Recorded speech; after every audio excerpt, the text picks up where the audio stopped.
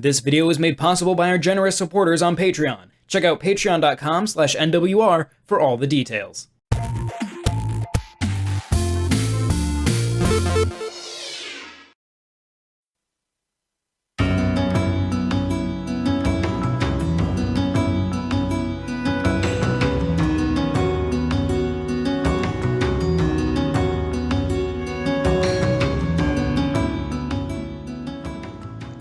The expansion pass for Fire Emblem Three Houses has certainly over-delivered on its release timing.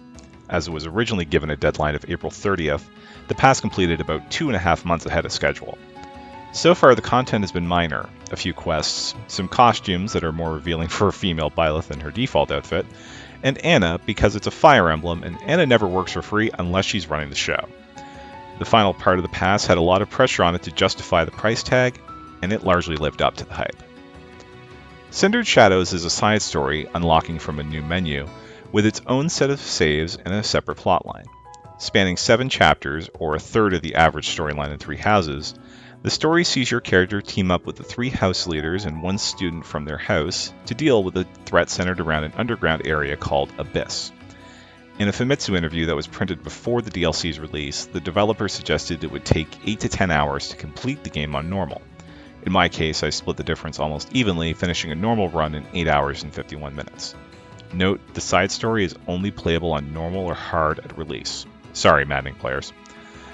Knowing full well the 7 chapters in the base game can take 2 to 3 times as long, the big savings come from removing many of the things done in between story battles. There's no teaching at all in the side story. In fact, there's no class growth at all. Both the existing and new characters have their class, and though a couple of people can step down to an intermediate class, it just makes things harder.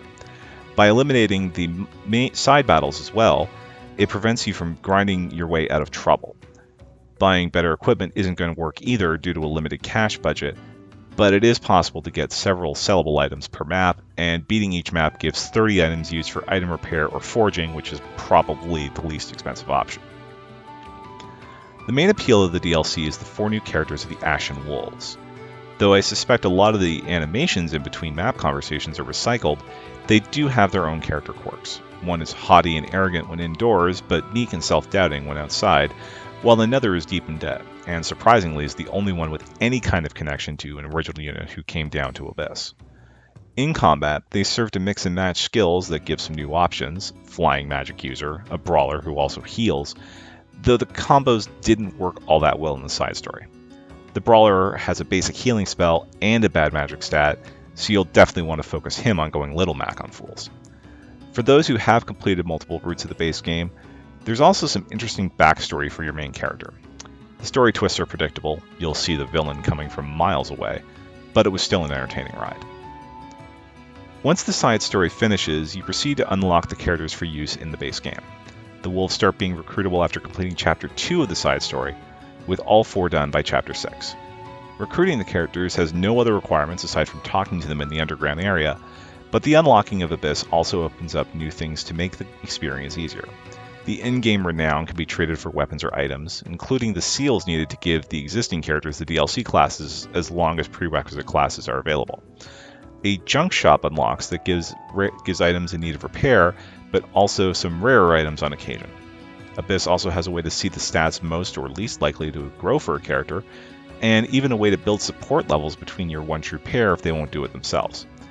The 4 new characters have limited options for supporting characters themselves, mostly focused on the Professor, the other wolves, and a couple of characters from the other houses who came down in the side story.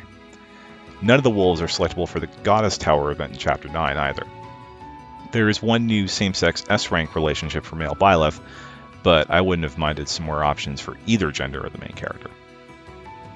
Cindered Shadows truly takes the playstyle of pre-Awakening Fire Emblem, map after map, limited things to do to prep, and forcing budgeting for most of the time.